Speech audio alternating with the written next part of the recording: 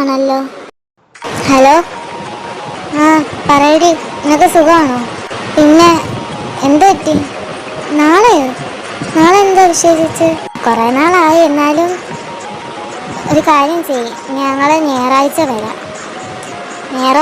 വെള്ളി വരാം. Okay okay, വെള്ളി. സോറി തെറ്റിപ്പോയതാ. വെള്ളി. ആ ശരി, പറയാം.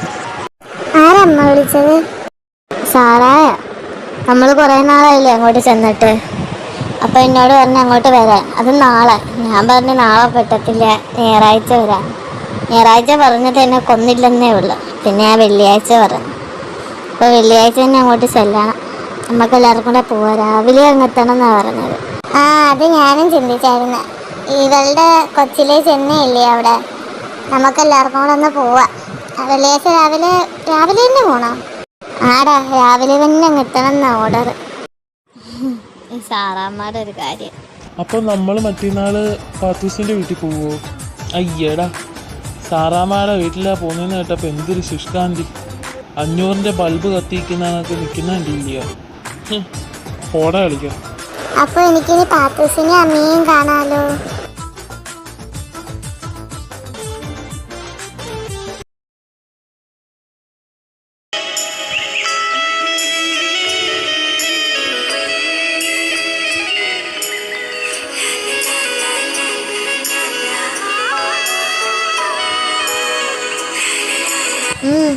എന്താ ഇങ്ങനെ നോക്കുന്ന?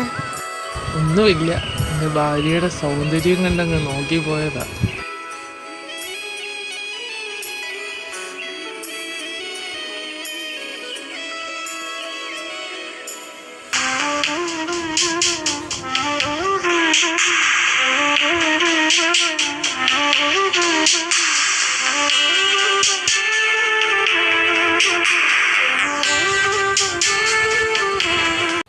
അമ്മ,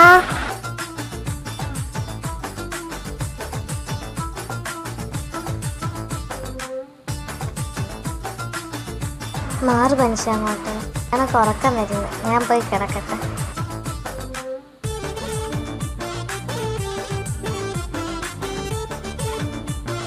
എന്തിനാ അച്ഛാ കരയുന്നെ? നീ പോടാ, നീ കാരണമാ.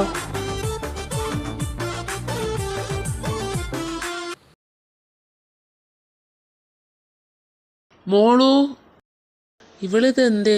ഞാൻ 2 കുരുപ്പിനെ അച്ഛൻ്റെ അമ്മയെടുത്ത് ആക്കിയിട്ട് വന്നപ്പം ഇവളിതെവിടെ പോയി? ഓ, കുളിക്കുമായിരുന്നോ?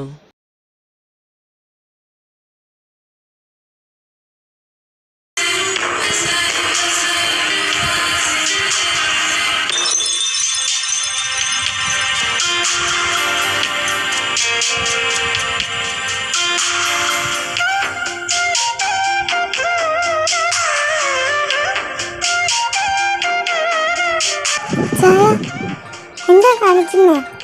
മാറിക്കേ. ഒന്ന് അടങ്ങി ഇരിയുമ്പോ തന്നെ.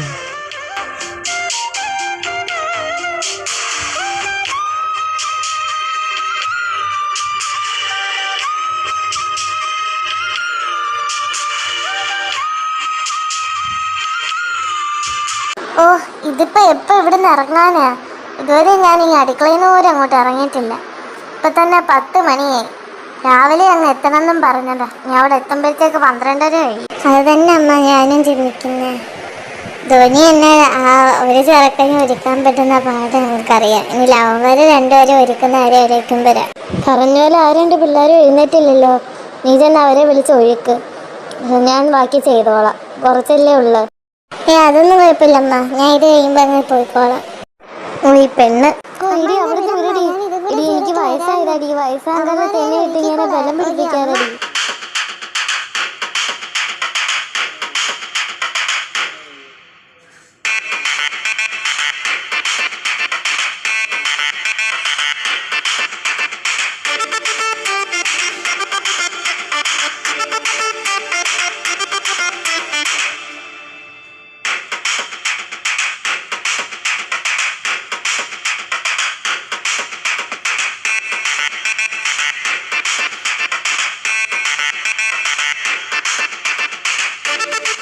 കിണ്ടി, ഇത് എത്ര സിബുണ്ട് ഇതിനകത്ത്?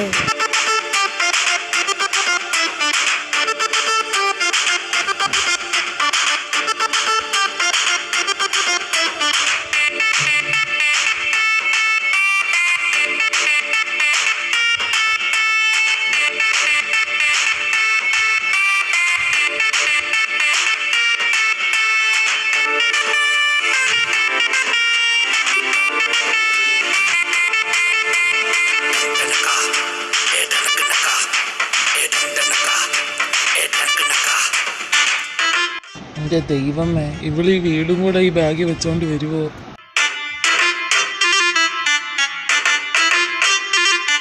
അടയുന്നതും ഇല്ല കുന്തം.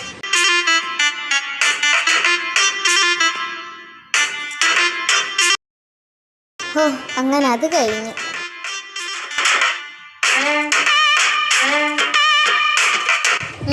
What happen? എന്തെങ്ങനെ നട്ടു സ്കൂറിനെ കണക്കിരിക്കുന്നു? എൻ്റെ ഈശോയെ, ഏത് സമയത്താണോ ഇന്നലെ ഇവളെ ഇംഗ്ലീഷ് സിനിമ കാണിക്കാൻ തോന്നിയത്?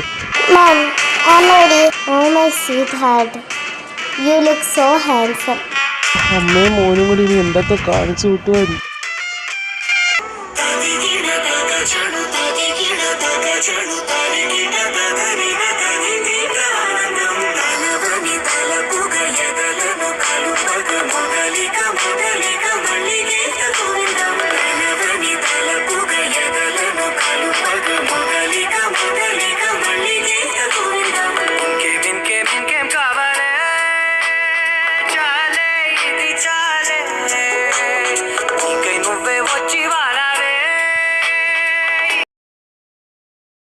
എന്തായാലും ഇറങ്ങാൻ നിൽക്കുമല്ലേ, കുറച്ച് വെള്ളം കുടിച്ചേക്കാം.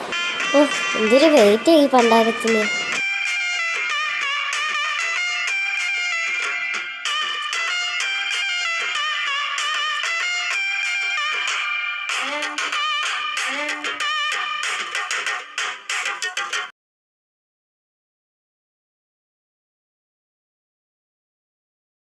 വെട്ടിയിട്ട വാഴത്തണ്ട് പോലെ കിടന്നുറങ്ങുന്ന നോക്ക്. എടാ എഴുന്നേക്ക്, വെള്ളിയാഴ്ച ആടാ, ഇപ്പൊ വാങ്ക് വിളിക്കടാ. വാങ്ക് വിളിച്ച് ഒന്ന് എഴുന്നേക്ക്. എന്ത് പാത്തൂസ് നിനക്ക് രാവിലെ തന്നെ? രാവിലെയോ? സമയം എത്രയും നോക്കടാ, 12:30 കഴിഞ്ഞ്. അയ്യോ, ഈ കേൾക്കുന്നത് പള്ളി കുത്തുപോകുന്നതാണോ? അല്ല, പള്ളിയിൽ അച്ഛൻ കുർബാന ഓതുക. എഴുന്നേറ്റ് പോയി കുളിയടാ. അമ്മീനെ ഇങ്ങോട്ട് ഇറങ്ങി വാടാ, ഞാൻ കേറി വന്നോണ്ടല്ല. എനിക്ക് പള്ളി പോണോടാ ശൈത്താനെ.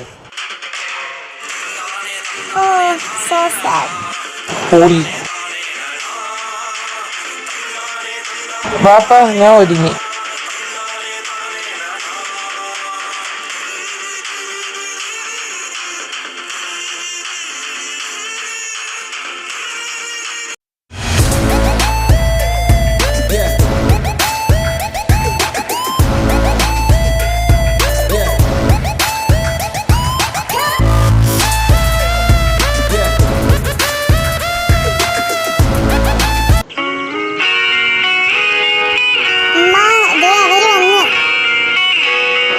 നിങ്ങൾ വന്നോ? ഭാഗത്തോട്ട് കയറിയില്ലേ?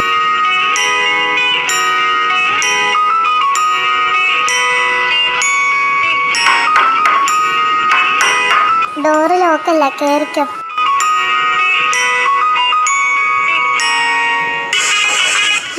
നീയോ?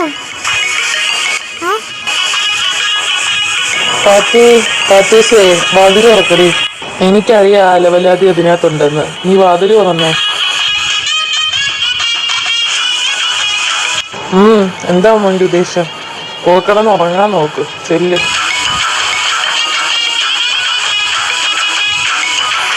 എന്തോ ഒരു വിളിച്ചോണ്ടിരിക്കുന്നേ, പോയിക്കിടന്ന് ഉറങ്ങടി.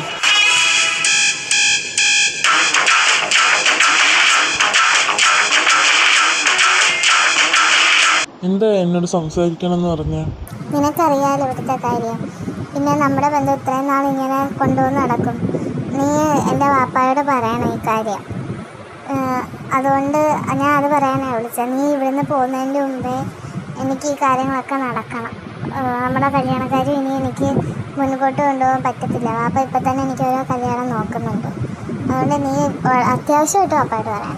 ഇല്ലെങ്കിൽ നീ ഇതൊക്കെ ഇവിടെ മറന്നു. പാത്തൂസേ, നീ എന്തൊക്കെയാ പറയുന്നേ? ഇപ്പോഴേ പറയണോ? പിന്നെ എപ്പോഴേലും പറഞ്ഞാൽ പോരെ? പോരാ, നിനക്ക് എന്നെ വേണമെന്നുണ്ടെങ്കിൽ നീ ഇവിടുന്ന് പോകുന്നതിന് മുമ്പ് തന്നെ പറയണം. ഇന്ന് തന്നെ പറയണം. മര്യാദയ്ക്ക് പറഞ്ഞ. ശരി, പറയാം. കുറച്ച് കഴിഞ്ഞ് എല്ലാവരും ഫുഡ് കഴിക്കാൻ പോകുന്നു. ബിരിയാണിയാണ് കേട്ടോ ഫുഡ്. അത് നമ്മുടെ സുബൈർക്കാടെ വക. പിന്നെ ഫുഡ് കഴിക്കുമ്പോൾ ഇടയ്ക്കിടയ്ക്ക് നമ്മുടെ പാത്തൂസ് അഭിജിത്തിനെ ഇങ്ങനെ ഒന്ന് നോടുന്നുണ്ട് കേട്ടോ. ആ കാര്യം പറയാനാണ്. മറ്റേ കാര്യം പറയടാ പട്ടി. സുബൈർക്ക,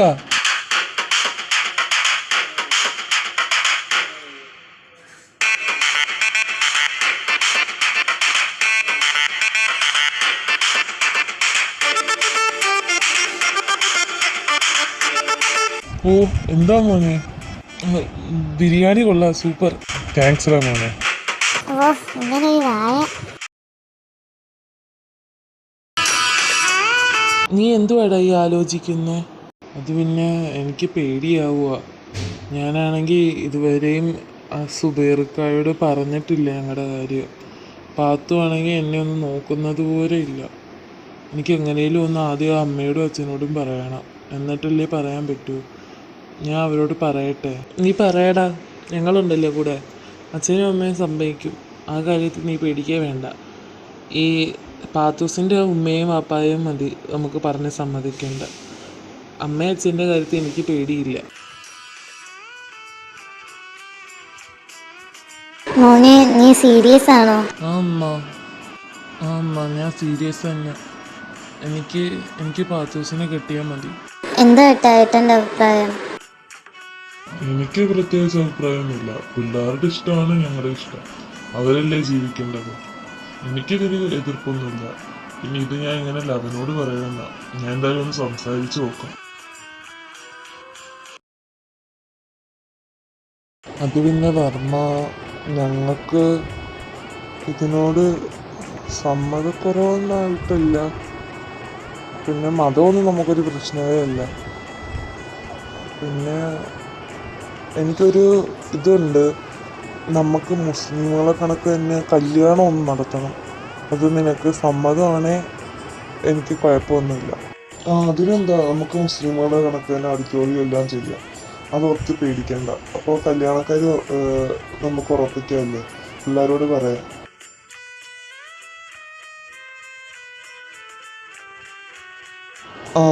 ഓക്കെ, കുഴപ്പമില്ല. നമുക്ക് കല്യാണം ഇടന്നെ നടത്താൻ നോക്കാം.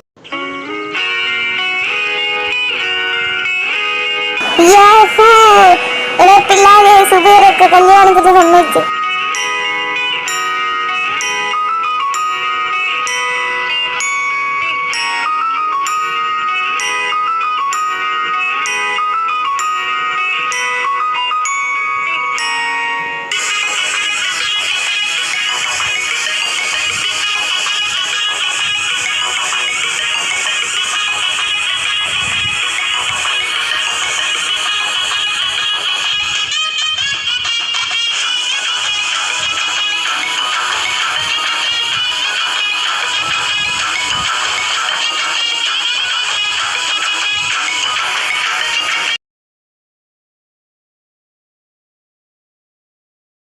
ഓ കുഴഞ്ഞ്, എന്തൊരു വെയിലാ, സത്യം ഭയങ്കര വെയില്. യോ എന്താടാ, നമ്മൾ വിളിക്കേണ്ട ആളെ വിളിച്ചില്ല. അതാര്? നമ്മുടെ ഏഞ്ചൽസിനെ. അത് ശരിയാ. വിളിക്കല്ലേ? പിള്ളേരെ എങ്ങോട്ട് വന്നേ, നമുക്ക് നമ്മുടെ ഏഞ്ചൽസിനെ കല്യാണം വിളിക്കാം. അപ്പോൾ ഏഞ്ചൽസ്, ഞങ്ങളുടെ കല്യാണമാണ്, നിങ്ങളെല്ലാവരും വരണം. നിങ്ങളുടെ എല്ലാവരുടെയും പ്രാർത്ഥന ഞങ്ങൾക്ക് ഉണ്ടാകണം. അപ്പം ശരി, നമുക്ക് കല്യാണത്തിന് കാണാം.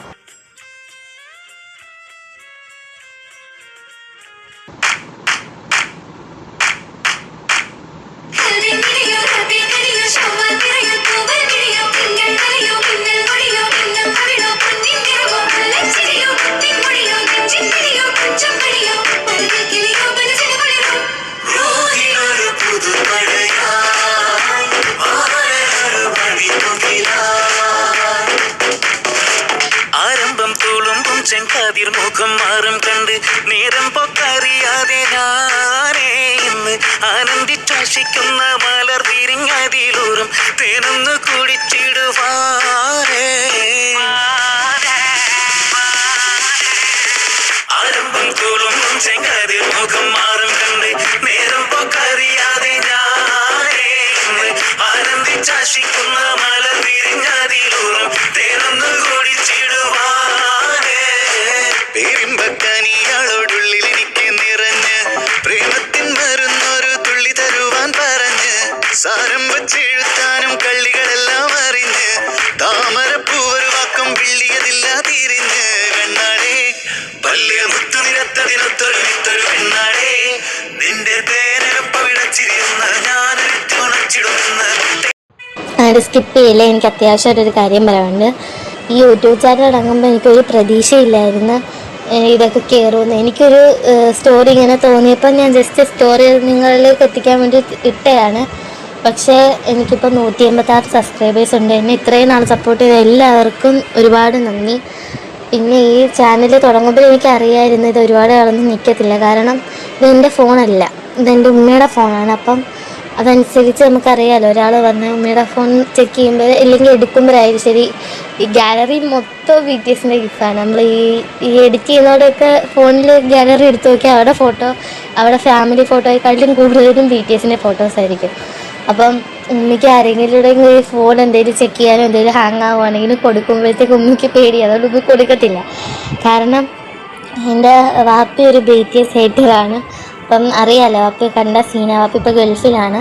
അതുകൊണ്ട് ഉമ്മയെ പിന്നെ ഞാൻ എന്തെങ്കിലുമൊക്കെ പറഞ്ഞു എങ്ങനെയും ഒരു BTSൻ്റെ ജിമിനോട് ഉമ്മയ്ക്ക് അതിനോട് ഒരു ഇഷ്ടം തോന്നി, ജിമിൻഷിയോട്. അതുകൊണ്ടാണ് ഞാൻ ഇങ്ങനെ പിടിച്ച് നിൽക്കുന്നത്. പിന്നെ ഇടയ്ക്കിടയ്ക്ക് ഇവിടെ എന്തെങ്കിലുമൊക്കെ പ്രശ്നമാകുമ്പോഴത്തേക്ക് നമുക്ക് യൂട്യൂബ് ചാനലിൽ ഒരുപാട് ആൾ കൊണ്ടുപോകാൻ പറ്റത്തില്ല. അപ്പോൾ ഉമ്മ പറഞ്ഞ് അപ്പോൾ ചിലപ്പോൾ ഉടനെ ഗൾഫിൽ നിന്ന് നാട്ടിൽ വരും. അപ്പോൾ ഇത് കണ്ട സീനാണല്ലോ, അപ്പോൾ അതിൻ്റെ മുമ്പ് ഡിലീറ്റ് ചെയ്യേണ്ട വരും. അതുകൊണ്ട് എനിക്ക് ചിലപ്പോൾ അപ്പോൾ പറയാൻ പറ്റിയെന്ന് വരത്തില്ല. അതാണ് ഞാൻ ഈ വീഡിയോയിൽ തന്നെ പറയുന്നത്. അപ്പോൾ എനിക്ക് നല്ല സങ്കടമുണ്ട് ഇത് ചെയ്തിട്ട് ഡിലീറ്റ് ചെയ്ത് കളയുന്നതിനും.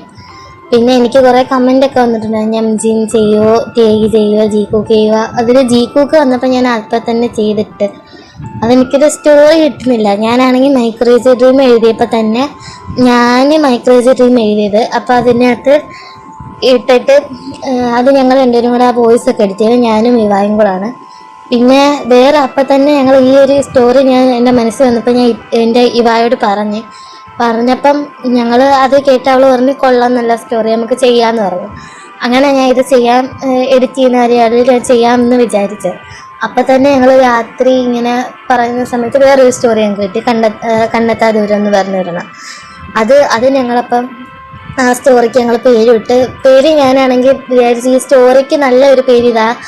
പിന്നെ നമുക്ക് 2 ചാപ്റ്റർ 1 ചാപ്റ്റർ 2 ആയിട്ടാണ് ചെയ്യാൻ വിചാരിച്ചത്. അപ്പം തന്നെ ഒരു സ്റ്റോറി ഇട്ടുകൊണ്ട് മൈക്രോവേവ് ഡ്രീം ഇട്ടിട്ട് ഇത് ഇടണമെന്നായിരുന്നു എൻ്റെ ഒരു ഐഡിയ. അപ്പോൾ നമുക്ക് ഇങ്ങനെ ഒരു കമൻറ്റ് വരുമ്പോൾ നമുക്ക് എന്തായാലും ചെയ്യാതിരിക്കാൻ പറ്റത്തില്ല, ഞാൻ എന്തായാലും ചെയ്യും. അപ്പം പക്ഷേ എനിക്ക് അത് ഒരു സ്റ്റോറി കിട്ടുന്നില്ല, അതാണ് എൻ്റെ പ്രശ്നം. അപ്പോൾ ഞാൻ ജീക്കൂക്ക് അങ്ങനെ ഒരു കമൻറ്റ് വന്നിടത്തോളം ഞാൻ എങ്ങനെയെങ്കിലുമൊക്കെ തട്ടിക്കൂട്ട് ചെയ്തതാണ് ഈ ഒരു ജീക്കൂക്ക് ഇത് ആ 1 ഷോട്ട്. ഇപ്പോൾ എനിക്ക് നംജീനും ടേഗിയും വന്നു, അതെനിക്ക് ചെയ്യണമെന്നുണ്ട്, പക്ഷേ ഒരു സ്റ്റോറി കിട്ടുന്നില്ല. പിന്നെ എൻ്റെ റിലേറ്റീവിന് സംഭവിച്ച കുറച്ച് സ്റ്റോറി ഉണ്ട്, അത് വെച്ച് ഞാൻ ചെയ്യാമെന്ന് വിചാരിച്ചത്. അതായത് ഞാൻ ഇനി അത് ചെയ്യുവാണെങ്കിലും അത്ര പെർഫെക്റ്റ് ആകത്തില്ല. എന്നാൽ എനിക്ക് ഈ മൈക്രോവേവ് ഡ്രീം തീരുമല്ലോ, ഫൈനൽ ഇപ്പോൾ തീർന്നല്ലോ. പിന്നെ ഈ കണ്ണെത്താ ദൂരം പകുതി വരെ ആയാൽ എനിക്ക് സമാധാനമായിട്ടൊരു സ്റ്റോറി കണ്ടുപിടിച്ച് എനിക്കത് 1 ഷോട്ട് ആയാലും FF ആയാലും ശരി, ഞാൻ എപ്പിസോഡായിട്ടിരുന്നതിന് അതിനൊന്നും എനിക്ക് കുഴപ്പമില്ല. പക്ഷേ ഇത് എത്ര നാൾ എൻ്റെ യൂട്യൂബ് ചാനൽ ഇങ്ങനെ പോകുമെന്ന് എനിക്കറിയത്തില്ല. ചിലപ്പോൾ പെട്ടെന്ന് ഡിലീറ്റ് ചെയ്യേണ്ട അവസ്ഥ വരും. അപ്പോൾ എനിക്ക് നിങ്ങളോടൊന്നും പറയാൻ പറ്റിയെന്ന് വരത്തില്ല. അതാണ് ഞാനിപ്പോൾ ഈ വീഡിയോയിൽ തന്നെ പറയുന്നത്. അപ്പം ഇത്ര 186 സബ്സ്ക്രൈബറൊക്കെ ആയിട്ട് ഡിലീറ്റ് ചെയ്ത് കളയാൻ എനിക്ക് നല്ല സങ്കടമുണ്ട്. പിന്നെ എന്നെ ഇത്രയും നാൾ സപ്പോർട്ട് ചെയ്ത് എൻ്റെ കൂടെ കുറേ പേര് നിന്നിട്ടുണ്ട്. അവർക്കെല്ലാവർക്കും ഒരുപാട് നന്ദി. പിന്നെ ഇനിയും എന്നെ ആരും മറക്കല്ലേ. ഇനി കുറച്ച് വർഷങ്ങൾക്ക് ചോദിച്ചാലും ഞാൻ എഡിറ്റിങ്ങിൽ വലിയൊരു യൂട്യൂബ് ചാനലിൻ്റെ പേര്, അതില്ലെങ്കിൽ ഞാൻ നിങ്ങളുടെ ആദ്യം വന്ന് പറഞ്ഞ എന്തെങ്കിലും ഒരു പോസ്റ്റ് വരുവാണെങ്കിൽ നിങ്ങൾ എന്നെ സപ്പോർട്ട് ചെയ്യണം. അപ്പം ഈ വീഡിയോയിൽ കുറേ കമൻറ്റുകളുണ്ട്, അവരുടെയൊക്കെ കമൻറ്റ് ഞാനിവിടെ കാണിച്ചു തരാം. അവരുടെയൊക്കെ കമൻറ്റ് അടിച്ച സമയത്ത് എനിക്ക് ഒരുപാട് സന്തോഷം തോന്നി. കാരണം ഞാൻ അങ്ങനെയൊന്നും വിചാരിച്ചിട്ടില്ല. അപ്പം നിങ്ങളുടെയൊക്കെ കമൻറ്റ് ഞാൻ ഓരോ യൂട്യൂബ് ചാനലിട്ട് വീഡിയോ ഇട്ട് കഴിഞ്ഞാൽ കുറച്ച് കഴിയുമ്പോൾ എടുത്തെടുത്ത് നോക്കുക, കമൻറ്റും ഇല്ല വന്നത്. ഞാൻ ലൈക്കിനെക്കാട്ടിലും സത്യം പറഞ്ഞാൽ ഞാൻ ലൈക്ക് നോക്കുന്നതിനെക്കാളും നോക്കുന്ന കമൻറ്റാണ്. കമൻറ്റ് എനിക്ക് ഭയങ്കര ഇമ്പോർട്ടൻ്റ് ആയിട്ടൊരു കാര്യമാണ്. എനിക്ക് കമൻറ്റ് വയ്ക്കാൻ ഭയങ്കര ഇഷ്ടമാണ്. അതിന് റിപ്ലൈ കൊടുക്കാനും എനിക്ക് ഭയങ്കര ഇഷ്ടമാണ്. ചിലത് എൻ്റെ ഫ്രണ്ട്സൊക്കെ റിപ്ലൈ എന്തെങ്കിലും ഇത് ചെയ്യുക, എനിക്ക് എന്തെങ്കിലും മെസ്സേജ് അയക്കുകയാണെന്നുണ്ടെങ്കിൽ ഞാൻ മനസ്സിൽ തന്നെ റിപ്ലൈ കൊടുക്കും. അതെന്താണെന്ന് എനിക്കറിയത്തില്ല, ഞാൻ വോയിസ് അയക്കാറില്ല. അപ്പോൾ ഈ മെസ്സേജിലൊക്കെ കമൻറ്റ് വോയിസ് ചിലപ്പോൾ എനിക്ക് കുറേ ഓരോന്ന് അത് പറയുമ്പോൾ എനിക്ക് കമൻറ്റ് ചെയ്യുമ്പം എനിക്കതിന് വലിയ റിപ്ലൈ, എനിക്ക് അവരുടെ സന്തോഷം വായിക്കുക, അവരുടെ കമൻറ്റൊക്കെ വായിക്കുമ്പോൾ എനിക്ക് സന്തോഷമാവും. അപ്പോൾ അതിനെനിക്ക് റിപ്ലൈ ചെയ്യാൻ എനിക്ക് വലിയ റിപ്ലൈ ഒക്കെ കാണും. എന്നാൽ എനിക്ക് വോയിസ് അയക്കാൻ ഞാൻ അങ്ങനെ വോയിസ് അയക്കാത്തതുകൊണ്ടാണ് ഞാനത് റിപ്ലൈ ചെറുതായിട്ട് ടൈപ്പ് ചെയ്ത് അയക്കുന്നത്. അല്ലെങ്കിൽ എനിക്ക് കുറേ നിങ്ങളോട് സന്തോഷമായിട്ട് പറയാനുണ്ട്. പിന്നെ എൻ്റെ ഈ വീഡിയോ ഞാൻ നിർത്തുന്നതിന് മുമ്പ് ഒരു ലൈവ് വരണമെന്നുണ്ടായിരുന്നു, അതെന്തായാലും നടക്കുമെന്ന് എനിക്ക് തോന്നുന്നില്ല. അപ്പോൾ ഇപ്പോഴേ ഡിലീറ്റ് ചെയ്യുമോയെന്ന് എനിക്ക് അറിയത്തില്ല. എന്തെങ്കിലും ഒരു സാഹചര്യം വരുമ്പോൾ ചിലപ്പോൾ ഡിലീറ്റ് ചെയ്യേണ്ട വരും. അതുകൊണ്ടാണ് ഞാൻ പറയുന്നത്, ഇപ്പോഴേ അങ്ങ് പറയുന്നത്. കാരണം അപ്പം ചിലപ്പോൾ ഇങ്ങനെ പറയുമ്പോഴത്തേക്ക് എനിക്ക് നിങ്ങളുടെ ആരോടും പറയാൻ പറ്റത്തില്ല. അതാ പ്രശ്നം. വേണമെങ്കിൽ എൻ്റെ യൂട്യൂബ് ചാനലിൻ്റെ പേരൊന്ന് എഴുതി വെച്ചേരെ, എന്നെ മറക്കാതിരിക്കാൻ. എനിക്കറിയാം എന്നെ ഇത്രയൊക്കെ തന്നെ. പിന്നെ ഈ മൈക്രോജ ഡ്രീമിൽ എന്നെ സപ്പോർട്ട് ചെയ്തവർക്ക് എല്ലാവർക്കും വീണ്ടും എൻ്റെ വക നന്ദി. അപ്പോൾ എനിക്ക് എത്ര നന്ദി പറഞ്ഞാലും തീരത്തില്ല. കാരണം എനിക്ക് അത്ര സന്തോഷം ഉണ്ടായിരുന്നു നിങ്ങളുടെ കമൻറ്റ് വായിക്കുമ്പോൾ. ഇപ്പോൾ ഒരുപാട് സങ്കടവും തോന്നുന്നു. സാരമില്ല, എന്തായാലും ഒരു ഫേറ്റ് കാണുമല്ലോ. ചിലപ്പോൾ എൻ്റെ ഇത് ഇങ്ങനെ ആയിരിക്കും. അതില്ലെങ്കിൽ നമുക്ക് തുടങ്ങും. എന്തായാലും ഞാനൊരു യൂട്യൂബ് ചാനൽ ഇനി എത്ര വർഷമായാലും ശരി എനിക്ക് തുടങ്ങണം. അതിൻ്റെ ഒരു ഇതാണ്. അപ്പം എനിക്കൊരു ഫോൺ കിട്ടുന്നിടം വരെ എനിക്ക് ഇങ്ങനെ ചെയ്യാനേ പറ്റും. എനിക്ക് ആദ്യം ഉണ്ടായിരുന്നു, അത് പിന്നെ കൊടുക്കേണ്ട വന്ന് അത് കേടായിപ്പോയി. പിന്നെ എനിക്കത് ശരിയാക്കാനൊന്നും പറ്റിയിട്ടില്ല. അതാ പിന്നെ ഈ ഫോണിൽ തുടങ്ങിയത്. ആ സമയത്ത് എൻ്റെ ഒരു ഫോണുള്ള സമയത്ത് എനിക്കിതൊന്നും അറിയത്തില്ലായിരുന്നു. ഞാൻ ഇത് അതായത് FF കാണുമെങ്കിലും എഡിറ്റിങ്ങിൻ്റെ കാര്യത്തൊന്നും ഞാനത് നിൽക്കാറില്ലായിരുന്നു. പിന്നെ അതിനുശേഷം ഫോൺ പോയതിന് ശേഷം ഞാൻ ഈ സ്റ്റോറിയൊക്കെ എഴുതുന്നു. ആദ്യമൊക്കെ കുറേ സ്റ്റോറി, അതൊക്കെ പൊട്ട സ്റ്റോറികൾ എന്തൊക്കെയാണെന്ന് എനിക്ക് കൂടി അറിയത്തില്ല. എന്തായാലും ഒക്കെ എഴുതി വെക്കുന്നത്. പിന്നെ എനിക്ക് മൈക്രോജ ഡ്രീം ഞാൻ എഴുതിയതിൽ എനിക്ക് ഏറ്റവും ഇഷ്ടപ്പെട്ട പിന്നെ ഈ കണ്ണെത്താ ദൂരം, അത് ഞാനും ഇവായും കൂടെ ചെയ്തതാണ്. അതുകൊണ്ടാണ് നല്ല പെർഫെക്റ്റ് സ്റ്റോറിയാണ്. അതെനിക്ക് ഇങ്ങനെ ഇട്ടിട്ട് ഈ യൂട്യൂബ് ചാനൽ എനിക്ക് ഇടണമെന്നുണ്ട്. പക്ഷേ ഇത് ഇട്ട് എത്ര നാൾ കിടക്കുമെന്ന് അറിയത്തില്ല. അതുകൊണ്ടാണ് ഞാനത് ഇപ്പോഴും ഇടണ്ടെന്ന് വിചാരിച്ചേക്കുന്നത്. കാരണം ഇത് ഇട്ട് നല്ല സ്റ്റോറി എന്തിനാ നമ്മൾ ഇട്ടിട്ട് വീണ്ടും ഡിലീറ്റ് ചെയ്ത് പിന്നെ ഒരെണ്ണം തുടങ്ങുവാണെങ്കിൽ അത് ഇടാൻ പറ്റത്തില്ല. അതുകൊണ്ട് ഞാൻ പിന്നെ ഇടാത്ത. എന്തായാലും ഇത്രയേ ഉള്ളൂ എനിക്ക് പറയാൻ. ഞാൻ ഒരുപാട് പറഞ്ഞ്. ശരി.